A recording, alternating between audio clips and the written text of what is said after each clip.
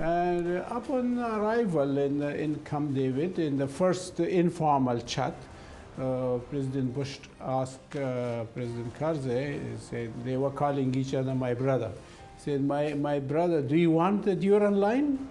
And Karzai was caught by surprise with that question. He thought a little bit, and then he said, yes, I want it, but I know I can't get it.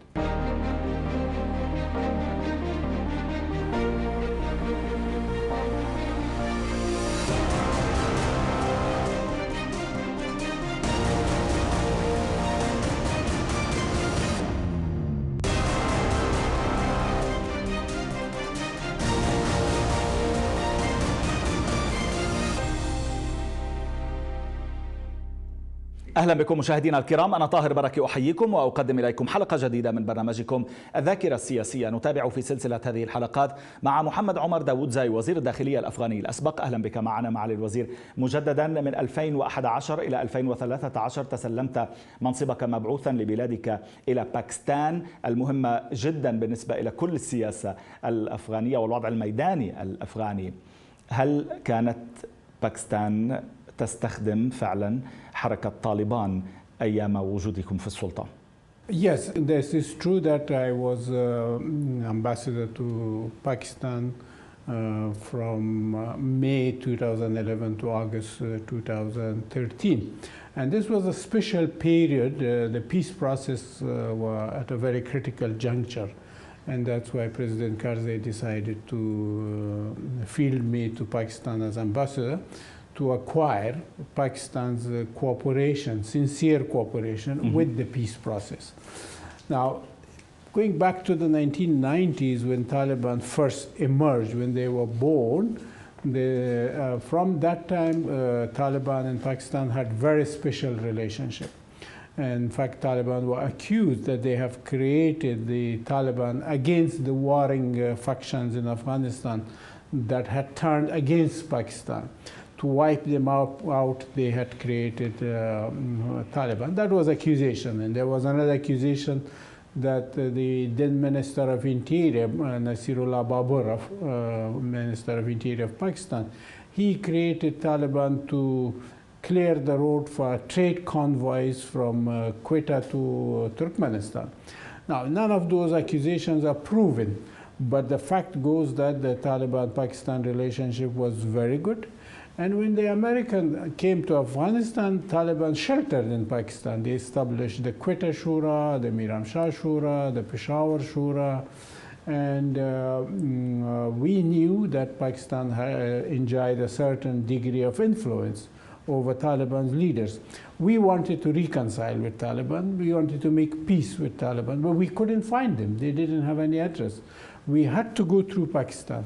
And we had to acquire or ensure their sincere cooperation so that Taliban come and sit face to face with us to talk about a final peace settlement.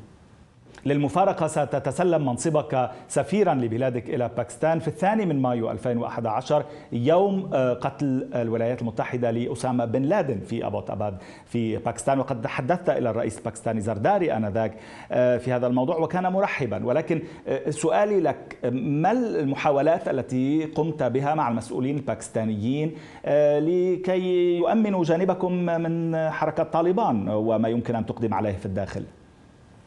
When I arrived in Pakistan on 27th of April, and they speeded up the process of presenting my credentials to the president so that I become a proper ambassador, and it was planned for 2nd of May. So early in the morning on 2nd of May, I was reading the newspapers, and there were news of some kind of operation near Islamabad, and an hour later it was clear that the operation was Americans, and they took bin Laden out. So I thought the credentials may be cancelled, but they did not, and they said we proceed with it. And I went through that normal protocol and presented my credential to President Zardari. And it's usual that after presenting credentials as ambassador, you have a meeting with the president. And in that meeting, we discussed that day's operation and also Pakistan's peace cooperation. Within 1 month or a month and a few more days, I managed to secure a visit for President Karzai and Professor Rabbani, who was chairman of the High Peace Council, to visit Islamabad. They arrived in Islamabad on 11th of June that year. And we had 2 meetings of small group. From Afghanistan side, it was President Karzai, Professor Rabbani, and me as ambassador. From Pakistani side, it was Prime Minister Reza Gilani, Army Chief General Kiani, the ISI DG General Pasha, and the Minister of State for Foreign Affairs, Madam Kar. Now, in the series of 2 meetings, finally we agreed, or they agreed that they will cooperate with us in the peace process. And they said they will give us a roadmap. Pakistan will give us a roadmap that will ensure final peace settlement within 6 months. So when our side asked that when can we get that roadmap, General Kiani said that we will visit Kabul on 29th of October. This is June. And we will present you the roadmap, and within 6 months there should be peace in Afghanistan. In the following year there should be presidential election, and Taliban could participate in the presidential election. Those were Kiani's words. So when we went back, or rather President Karzai went back to Kabul, he was very upbeat, very happy, and he said, finally we secured Pakistan's sincere cooperation. They are going to cooperate with us. But unfortunately on 28th of September that year, Professor Rabbani was assassinated in his home by a suicide bomber, and then the whole process was hijacked. هل كان هناك محاولات جادة أخرى شهدت عليها أم كان ذلك فقط لاحقا أيام الرئيس غني؟ Yes, then after Professor Rabbani's assassination, I actually suggested to President Karzai that maybe I should come back, I should resign because the process is hijacked. And he insisted, saying, no, give it one more try, because the following year there's going to be, or within the following 2 years, there's going to be election in Pakistan, so we should try until that. So I went back, I tried my best.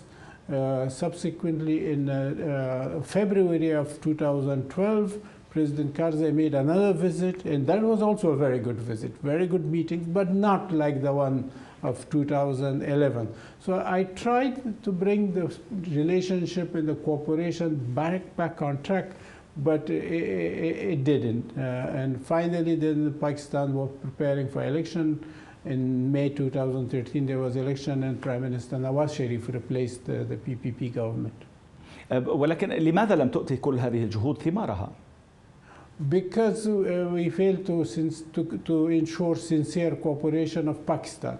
Now, who killed Professor Rabbani? That is still unknown. It's still a mystery who killed him. Because had he not been killed, then Pakistan may have cooperated with us. So maybe there were other hands that were working to hijack the peace process. Maybe within Pakistan there are different thinking. Some of them wanted to help, others didn't want to help. Because some may have been thinking that no, ultimately Taliban are going to succeed and they are going to guarantee our interest in Afghanistan. So why should we compromise Taliban? So maybe that was the reason. ماذا كانت تقول واشنطن لكم في هذا السياق؟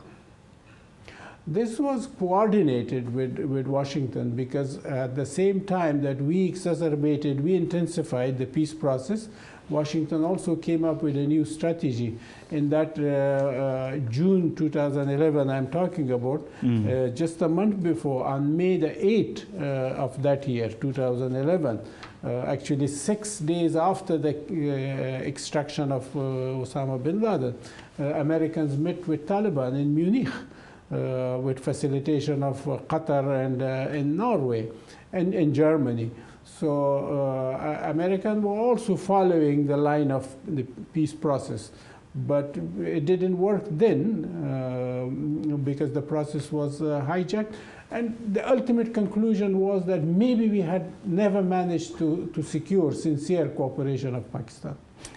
ولكن في فترة كارزاي وبعد تحسن الأمور بين البلدين كان من المفترض أن يكون هناك زيارة لرئيس الوزراء الباكستاني جيلاني إلى أفغانستان ولكن ألغيت وحصل لغط في هذا الموضوع.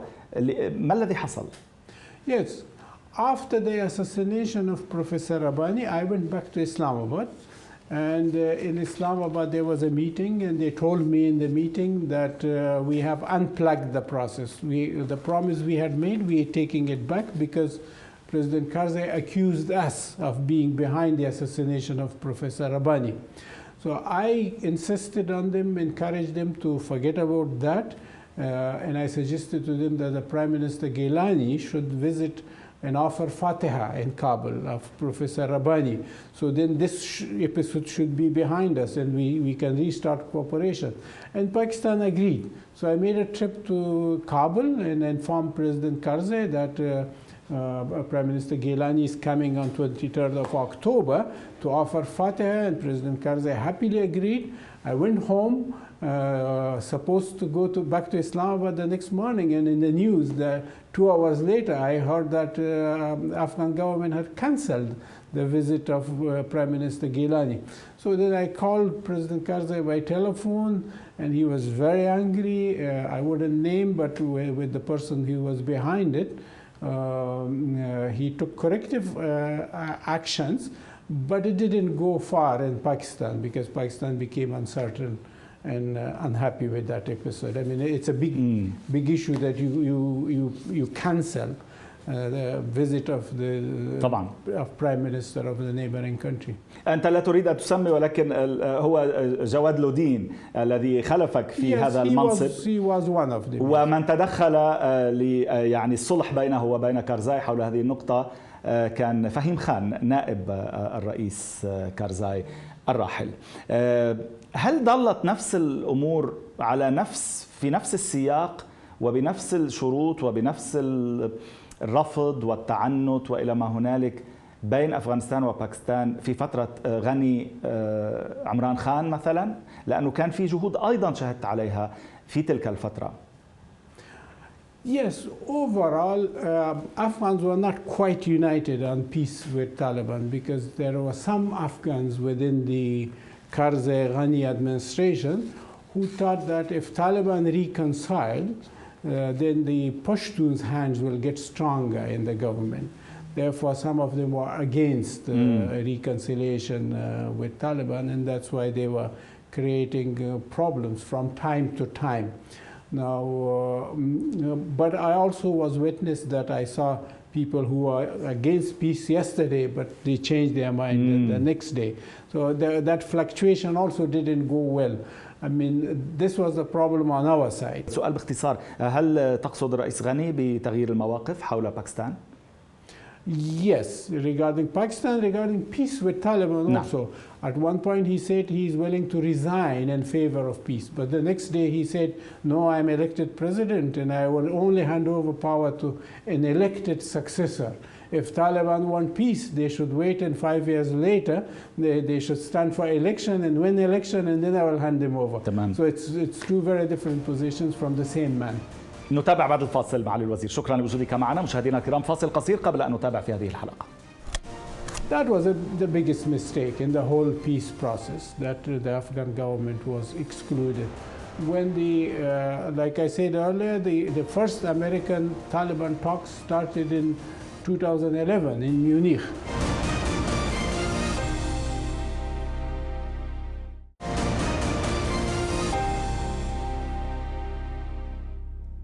أهلا بكم مجددا مشاهدينا الكرام إلى هذه الحلقة من الذاكرة السياسية مع محمد داود وزير الداخلية الأفغاني الأسبق. أهلا بكم معنا معالي الوزير مجددا. أريد أن أعرف أكثر عن الاجتماعات التي حصلت بين الرئيس أشرف غني ورئيس الوزراء الباكستاني عمران خان. تتحدث في كتابك عن اجتماع متوتر كما وصفته بين الرجلين عشية سقوط كابول بيد طالبان مجددا. This was before falling Kabul. نعم قبل نعم. Kabul. When the 2009 election was over and the result took about 6 to 7 months, it was final in the month of March 2020. And then President Ghani identified 6 areas of priority, like relationship with the international community, Americans. That was one area, and he took responsibility for that. Security, war, military, all together, that was another area. He gave that responsibility to Amrullah Saleh, his vice president, and Hamdullah Mohib, his national security advisor. The whole area of governance he gave to Fazl Mahmoud Fazli, and the building political consensus internally he gave to Muhammad Akram Khalwak. Now, because of my experience, he asked me to take over relationship with Pakistan. And his idea was that unless we reset our relationship with Pakistan, there is going to be no peace in the country. So I accepted that as yet another challenge, and I went ahead on it. Okay. But I was based in Kabul, not based in Islamabad. Now, the first target I fixed for myself was to bring Imran Khan to Kabul, because this was unprecedented that an elected prime minister or any chief executive of Pakistan did not visit Kabul for 2 years. That was quite a long time. So I lobbied in Pakistan, and finally they agreed, and he visited on 19th of November with all his key players, key allies. And the way we had organized the meeting, which was done based on my advice, that there should be a one-on-one meeting to start with between Imran Khan and President Ghani, because they had never met before, so that their chemistry mix up. And they were given half an hour, but that took about an hour, and we were meeting the rest of the diplomatic team of the two countries in another room. So finally, the two of them called all of us in not to full delegation meeting, but to half delegation meeting. We still saw that there was a tension, but President Ghani was more reconciling. At the end of that meeting, which was important, Imran Khan told Ghani that, look, give me a list of your demands and your expectations, 1, 2, 3, 4, 5. And President Ghani said, okay, my special envoy will come to Islamabad and submit it to you. Those 5 points, we failed to bring it up to agree on it until February. So in February, then I went to President Ghani and said, where are those 5 points they are calling for? And he said, you prepare it and I will approve it. So I prepared it and he approved it, and then I took it to Islamabad to hand it over to Imran Khan. But by then, there were other factors that had changed, because we had slipped over to 2021. There was change in America. There was new president, and President Ghani was waiting for the new president to decide the new course of action. So then the Pakistan file became weak. ما هي النقاط الأساسية هذه هي التي تتحدث عنها التي طلبها الرئيس غني من عمران خان، وهل كان في نقاط مستحيل الاتفاق عليها؟ Not impossible. It was encouraging Taliban to sit for talks with Afghans, with the Afghan government, the way they did between America and Taliban in Doha. So we wanted Pakistan to facilitate that kind of talks. We wanted to bring some pressures on Taliban leaders who were residing in Pakistan. We wanted Pakistan to stop supply of ammonium nitrate. Ammonium nitrate was a banned code fertilizer, but they were still producing, giving it to Taliban, and Taliban was using it as material, as ingredients for bomb blasts. So anyway, I mean, there was a list of quite critical 5 points. هل الحكومة في موضوع محادثات أو مفاوضات الدوحة التي ذكرتها بين طالبان والأميركيين، هل الحكومة الأفغانية كانت مغيبة تماما عن هذه المفاوضات؟ That was the biggest mistake in the whole peace process, that the Afghan government was excluded. When like I said earlier, the first American Taliban talks started in 2011 in Munich. Although they claimed that it was not face-to-face, it was 2 different rooms, but they were in the same building and talking to each other. But then when President Trump appointed Ambassador Khalilzad, and Ambassador Khalilzad and Foreign Minister Pompeo visited Islamabad to secure their cooperation, and they promised to cooperate. Then started the whole process in Afghanistan. كيف كنت تتابع سير هذه المفاوضات وما أهم المشاكل التي واجهتها باعتقادك؟ Okay, one big issue was that Ambassador Khalil promised us that Americans and Taliban agree on something, then the Afghan to Afghan talks will follow. But they didn't, or they didn't do it meaningfully. Maybe they tried, but they didn't try it meaningfully. The main issue was stubbornness of Taliban. Taliban realized from President Trump's speeches and from the way Americans were presenting the case to them in Doha, Taliban realized that Americans are tired and they are leaving. So why should we talk to Afghan government? They should surrender to us. That was the key reason. That was the key issue. إذا الولايات المتحدة ربما بعثت برسائل خاطئة إلى طالبان في هذا المجال كما تتفضل، ولكن متى أدركتم بأن الأمور سائرة، أو هل أدركتم حقا بأن الأمور سائرة إلى عودة طالبان إلى التفرد بالحكم كما حصل لاحقا؟ Okay. From signing of the Doha deal in 29 February 2020, we realized that Americans are leaving. But they were assuring us that before they leave, they will make sure that a combined administration, Taliban and government, is put in place, and then they would leave. That was the assurance we were getting. Then that was the last year of Trump in office. Then there was election. They were busy with election. In 2021, when Joe Biden became president, President Ghani was under the illusion that because of his background with the Democrat Party, Joe Biden might abolish the deal with Taliban. And in fact, I heard him saying that he will even dismiss Ambassador Khalilzad. But to his dismay, the opposite happened. President Biden decided to continue with the deal and kept Ambassador Khalilzad in the process. And part of that deal was that American troops should leave by 1st of May. Now, Joe Biden said, I cannot leave by 1st of May. We leave by 12th of September. Then Taliban reacted. This is March 2021. Taliban reacted strongly, and then President Biden took the date back from 12th September to 31st August. That was the stage I realized that Americans are leaving and the government is going to collapse. Because as part of that deal, from 1st of May, Americans cut assistance to Afghan forces.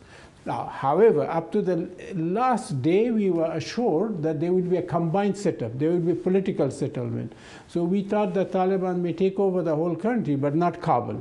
In Kabul, they would agree on a combined administration, but even that didn't happen. وحضرتك شخصيا متى رحلت وكيف؟ I left on 14th of August, one day before collapse. It was there was a meeting 5 days before collapse. I was member of the leadership council that was meeting from time to time to discuss war and politics. And in that meeting, I realized that the government had lost initiative. But still, I didn't want to leave. However, I came to know that Pakistan is taking a group of politicians to Pakistan for a meeting, and they had planned a flight to take place on 15th of August in the morning. So I called Pakistanis and say, how am I not in picture with this? They said, well, you can come anytime or in any way. So I took a flight a day before on 14th August to come to Dubai, and then from Dubai go to Islamabad and watch that meeting of politicians in Pakistan. But the night I was here in Dubai, the collapse started unfolding, and the next day then I decided to stay here. وهل حاول قادة طالبان الاتصال بك بعد رحيلك؟ Yes, on the day of collapse, about 2 o'clock, when it became clear that President Ghani had left and the city was collapsing, on my roaming phone, I got a call. And the caller said that, surrender, we will not harm you. I said, but who are you? He said, I'm a commander of the Badri brigade. And I said, where are you? He said, in front of your house.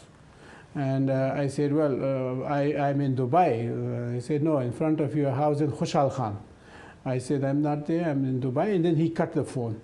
And my people in the house, 5 minutes later, they told me that they broke the doors and they came and broke everything and looted, and they were there for 3 months. هل تعتقد أن هناك قادة وشخصيات وأجهزة ومؤسسات أفغانية حكمت طوال 20 سنة لم يكن يجب عليها أن تهرب بين قوسين؟ No, I think the flooding was not an issue. A lot of Afghans blame President Ghani for leaving, and they think if he remained behind, the state would not have collapsed. That's not true, because the country was gone. It was only the city. And even the city on 15 was gone. Like I told you, they were in front of my house, which is in Kabul city, and they were in front of every politician's house. So the city was gone. كيف تركت الأمور على غاربها في البلاد حتى سيطر الطالبان على كلها وبقي فقط كابول أو القصر الرئاسي فقط؟ Okay. From 1st of May, Taliban started moving into empty districts. There were certain districts out of 400 that the Afghan government did not exist because they could not overstretch themselves. They didn't have enough men. So Taliban took over empty districts and raised men from there, built new army from the empty districts. Then they moved to districts that were controlled by government. Certain districts they took, and the government position was that it's tactical retreat. It wasn't. They were losing ground to Taliban. So when they took over all the districts, then 34 provincial capitals were left. And there they taught for a while, and then they started in Zaranj and Badakhshan, one province on the other side and the other province from the other. And then Badakhshan didn't fall, but Jozjan and Zaranj fall on the same day. And Taliban said, well, they were falling by themselves, and we had to move into empty cities. So, but the problem was not Taliban's strength. The issue was not Taliban's strength, that they were strong and they were moving and defeating the army. It was the army was suddenly became weaker because their supplies were cut, and their air support was gone. تقصد الدعم الأمريكي. دعني أتابع معك في بداية الحلقة المقبلة معالي الوزير. شكرا لوجودك معنا مجددا في هذه الحلقات. عموما سنتابع معك على بودكاست العربية الآن. تحياتي وشكرا لكم أيضا مشاهدينا الكرام على متابعة هذه الحلقة تلفزيونيا ونتابع على البودكاست. نلتقي الأسبوع المقبل. From the day President Trump came into office, one of their senior diplomats told me that there are debates in Washington that let's talk to Taliban.